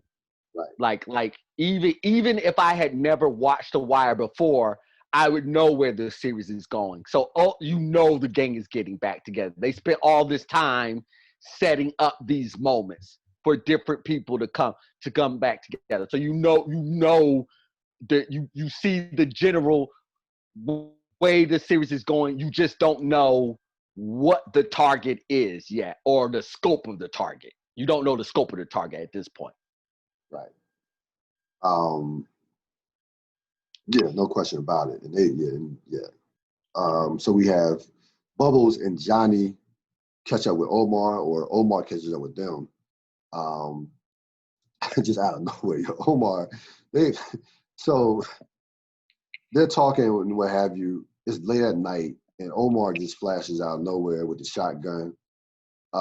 They turn around real quick, and soon, like they weren't going to do anything, but Omar, as soon as they made a movement, Omar, had the shotgun and says, "You looking for me?" Like, snitching Bubs, looking for me, and then then we of course we know where this is going to lead from that standpoint. Any thoughts on that scene, which was a quick scene? Nah, this is just set up. Kima, Cheryl, Daniels, and Marla. So at this point, they both told their spouses that they're back in the game. They go through a montage of a dinner in which both spouses are so pissed off that they don't even finish the meal. So you have Kima and Daniels who are left at the table by themselves eating as their spouses are just pissed off about them being back in the mix of policing. Any thoughts? I've always thought this is such an excellently shot scene. Like I'm a sucker for conveying emotions with no words. And this conveyed all the emotions with no words. It's two married couples having a just absolute, these are the stakes in the ground argument. Like this is not the, you took my favorite, blah, whatever, like little minor argument. These are the for real deal arguments. The foundational relationship arguments of who I am, what I want to be, what I want to do with the rest of my life. And do you agree with that? And they conveyed all of that with no words. It was fantastic. I've always admired this scene, always. Yeah, no, it's a great scene because Daniels and Kima are similar in terms of they are police officers at heart, and also to your point, this is not only from the Daniels Kima perspective. This is who I am, but from their spouse's perspective, you broke a promise. So both people think, all four people think they're right, which makes a great scene and brilliant writing when you look at this situation, there's no right or wrong answer. We see both, we can see all perspectives on all four characters. Everybody's right. Everybody's right in this particular case. You're 100% accurate. I will say, but because we have all the background information in terms of their thinking with Kima and Daniels, the onus of this scene goes on the other two actors who are playing, like they have to play backgrounds of years of arguments in their head that we haven't necessarily seen as audience members, where we have seen Kima's journey, we've seen Daniel's journey, we've seen pockets of theirs, especially what's Kima's wife's name? Girl. Who? Girl. Yes. Whatever. Hear what you said. But what her name? Yes. We've seen Cheryl, that's right. We've seen we've seen pockets of her reaction to Kima, more of that than Marla. But the onus does. So those actors had to do a little bit more heavy lifting in my mind. So none of that negates how good this scene was. And everything that you said was 100% accurate. McNulty and Elena, they're discussing the separation papers. He signs them, but then he tells her, I want to reconcile. She wants weekends as well. So he says basically it's not about the money. I want to get back together, which again, typical McNulty, wanting what he wants. Any thoughts on this scene? This scene plays out over over the series. I mean over this season. Yeah. I'll come back to this when it's relevant in a few episodes. When it's really relevant. Because he's a fucking hypocrite. But it's not obvious until a few episodes down. Oh, he's so full of shit. He's so full of all the time. Yeah, he is. Stringer and Shamrock, Uh, Stringer is studying for a midterm. Shamrock walks in, the television's on, they watch Tillman get busted, of course, and Stringer immediately turns the television off, or turns it down, off. I think he turned it off. He turns it off after it's like they hear that it's successful. Turns it off and continues to go about studying. No, he doesn't. We got to talk about that. No, he doesn't. This is the big part. Yep. No, he does not. It's a huge part. So he's studying for a midterm. They see TV. He says it to him. He turns the television off. Shamrock walks out, and then we get a glance of Stringer's face for about 30 seconds, maybe shorter. It lingers. The camera lingers. It lingers for a reason. It absolutely does. The camera lingers on his face, and it was not a celebration of Stringer. Nope. It wasn't. Now, the key to that is, I don't think at this point Stringer knew that what this was going to lead to in terms of Avon's prison sentence. I don't think he knew that.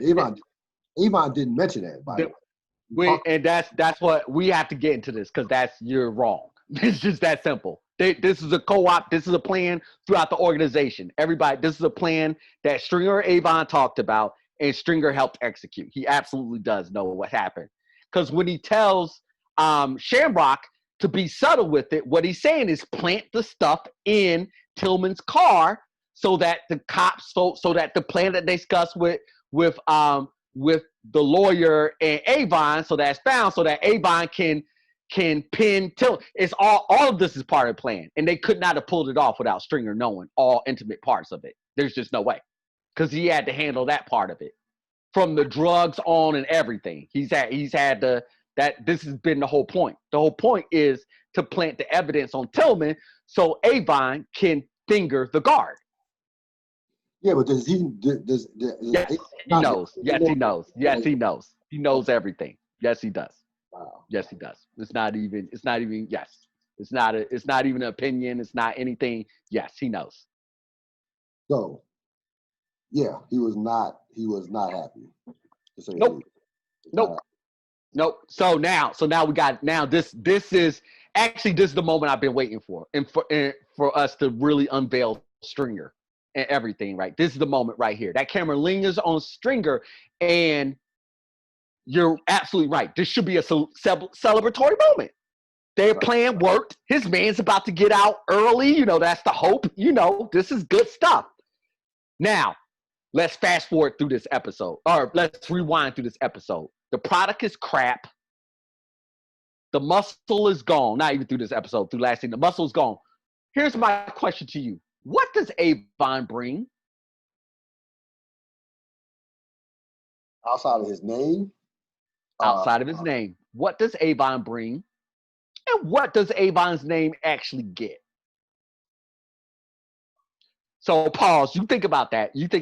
So I say that to say that moment, Stringer, I watched that very closely this time. He kind of so Shamrock walks out. He puts everything down. He cracks his knuckle and he kind of looks up.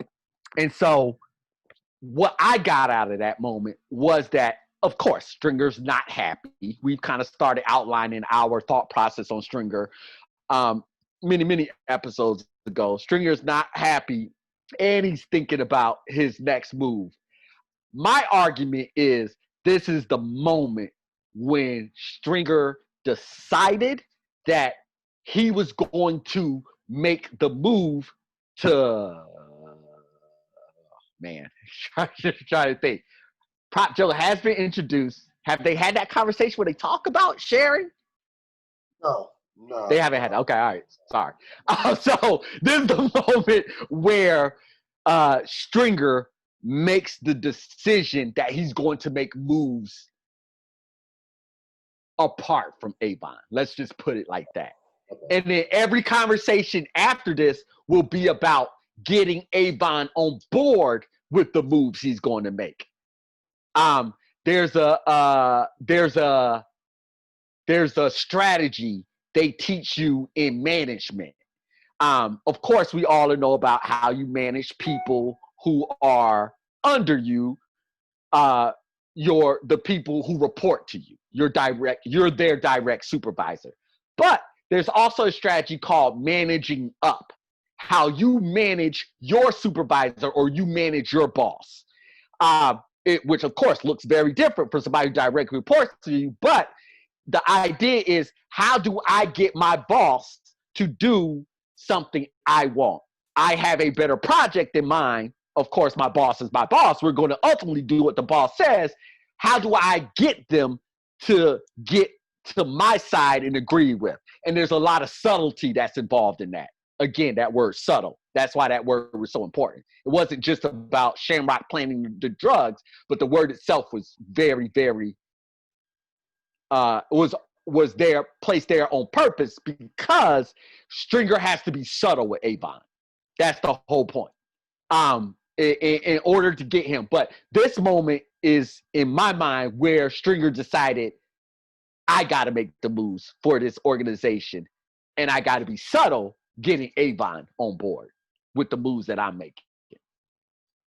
A big part of that subtle is making Avon think he's still in charge when you're actually the one calling the shots, or make the boss think they're in charge when you're actually the one helping get the organization to where it needs to be, or get to the project, or get to the goal that you have identified. Yeah. Yeah, because like in that scene, and this is, I mean, I'm sure he's thinking it. I'm sure he's thinking this thing. So, because you had, I mean, you to be in his position, to be doing what he wants to do with the organization, you have to think this. You have to think forward. The product is crap. The product is crap. Yeah, the product is crap. Yeah, the product is terrible. So you're gonna have to get. You're gonna do. And it was Avon, and this is Atlanta was Avon's connect. Right. Yes. That's the one. That's the tangible reason why Stringer would make a move. But there, as we know, there's a lot more.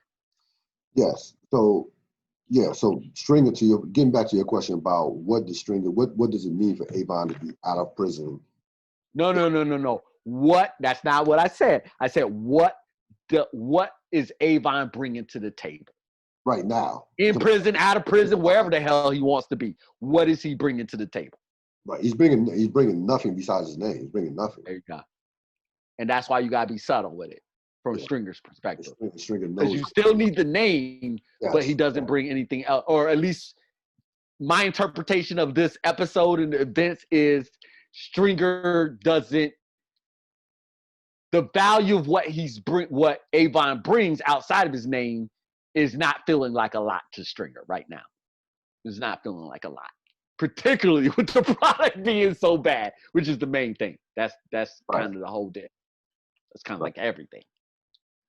No, this was a great scene in terms of like how they studied, how they shot that. How they shot Stringer as far as facial expression. And again, listen, I don't know if it's a great scene based off of how they shot it, but definitely Idris played it well. It just made this. He made the scene how he played it, and again, he played it subtly. Like it was subtle. Like you talk about that word. His facial expressions were like, it wasn't like anger. It was like a. Again, I think 25-year-old us never catches that in a million years. No way. At least I don't. So this is with age and wisdom. Like I would have had that management comparison to be able to say things, to put it in any type of context. So that's very mature writing that's going on right there. Very mature acting that's going on. No question about it. You have Bunk, Russell, and Freeman. They go down. Now this is the first time that they've gone down to the Checkers, to the bar, Dolores' bar, where the Checkers are, the stevedores are. So they're going down there to clearly send a message that they're not going anywhere. Bunk tells Frank that the dead girls in the can was no accident. And this this sets Frank off, not publicly, but we'll see in the final scene privately as he goes into the bathroom and basically realizes how deep he is now into this. Like I think that reality hit him in that scene, which was brilliantly played by the actor Chris Ballard, who plays Frank Zabaka. That last scene in the bathroom, he's thought this whole time that it was an accident, but they tell him like, no, this was a homicide. Those girls were murdered on your docks, and that hit him right, and rightfully so. It hit him like a ton of bricks.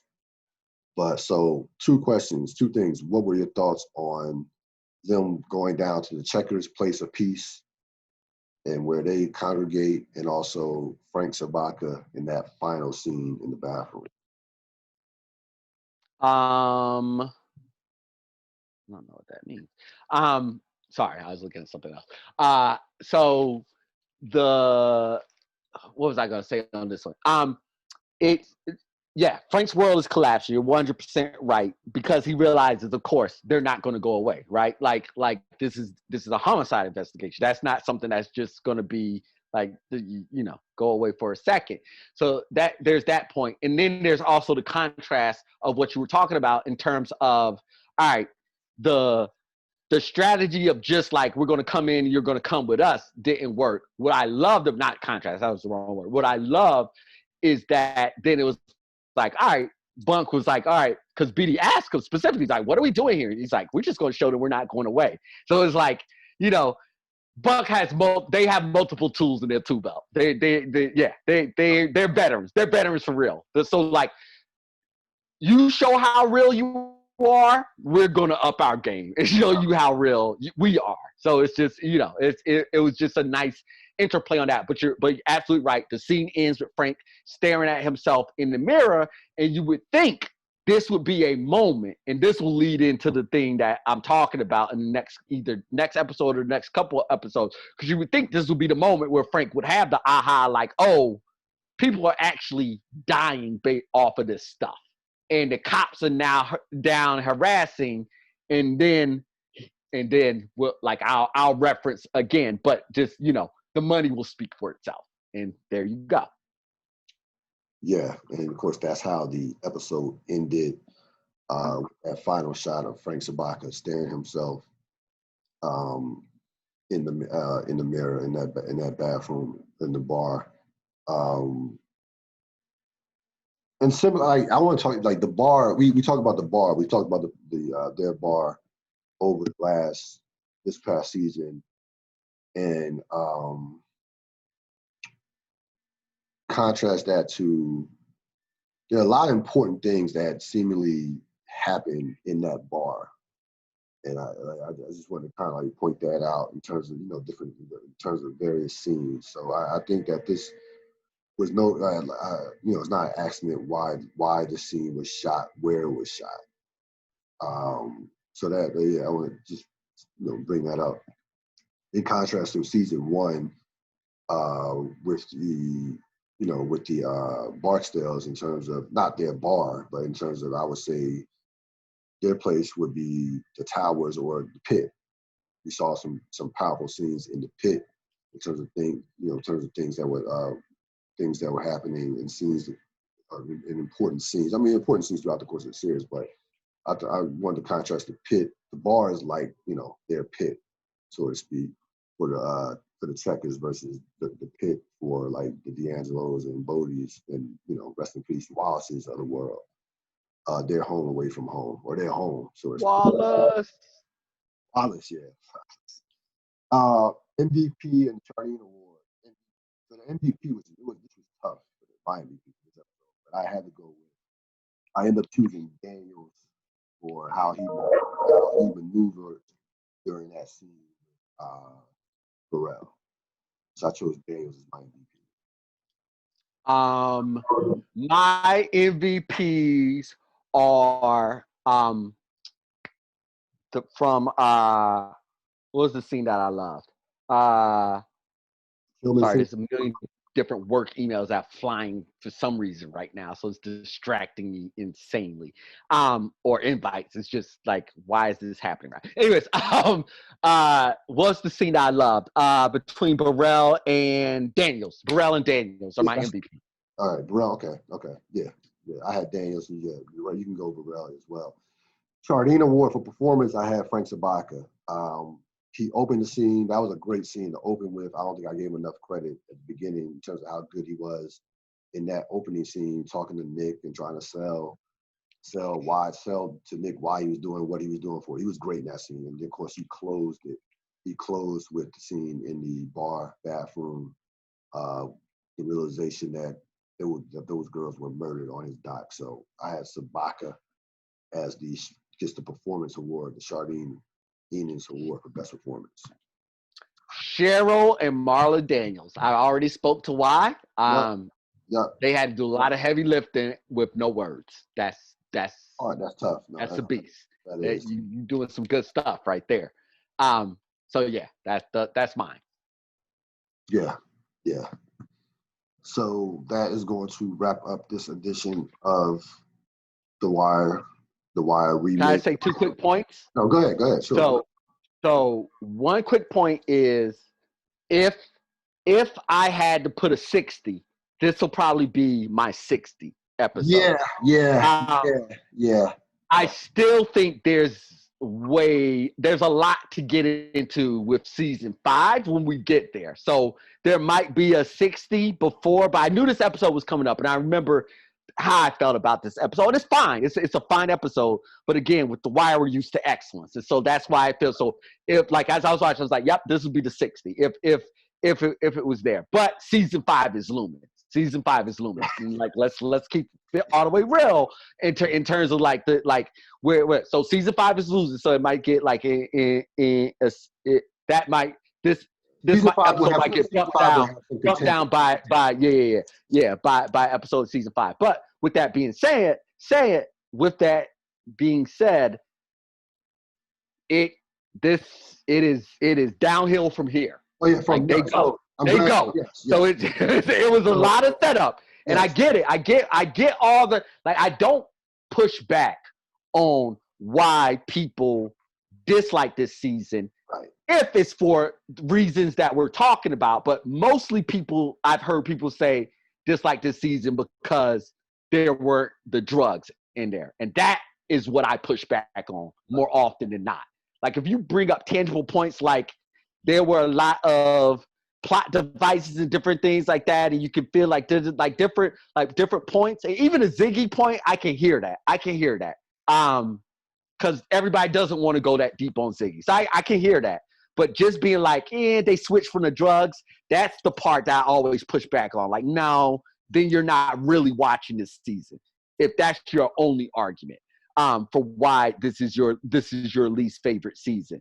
But it's downhill from here. Go ahead. The rest of the season is phenomenal. At least because that's what I mean by downhill. Yeah. Because you have characters now. The pace. Yep. You have characters you have characters. You look at Ziggy and Nick, how deep they're into it. You look at you have characters who are now being forced to make some moves, and you'll see how that plays out. With Stringer, Nick and Ziggy, and what have you. Because now you're going to see there's a shift. There's going to be a shift that will play out. So you had to be patient through the first 4 episodes. A lot a lot of setup, a lot of introduction to characters, new characters, and what have you, new storylines and things of that nature. Now you're going to see things like the pace will move. Everybody is in their position now. Everybody's in the position they need to be for the story to just flow. Yes. And that's that the difference between the beginning of last season and this season was last season felt a little bit more natural. This season the beginning of this season felt a little bit more forced to get those players in those positions because they made the choice to start with their starting roster on the bench. Right. So So not only did they have to introduce characters, as they of course had to do in the first season, but then they had to get the starters back into their back to their positions to then make the season flow, which makes it feel a little bit clunkier the first 4 episodes, but then which will make the rest of the season go fly. Yep, no question about it. No, good point. Good point. Then definitely, this definitely out of we've done now 4 plus 3, 13, 17 episodes. This definitely would be 60 for me in this particular episode. I didn't hate this episode, but yeah, considering the previous 16, this was definitely I would. And again, we're grading The Wire on the Wire scale. We're yes, not. not against regular shows. No, not this. Yeah, this is not. Top 5 for most shows, top 10 for most shows. But this is The Wire. This is The Wire. That far, I don't know, but the 60s on The Wire, we're grading it just against itself. Yeah, The Wire. Yeah, The Wire is competing against itself from that standpoint. Your point. All right, looking forward to it, man. All right, sir. Stay cool, stay healthy, stay safe. No question about it. We'll see you next time. Later.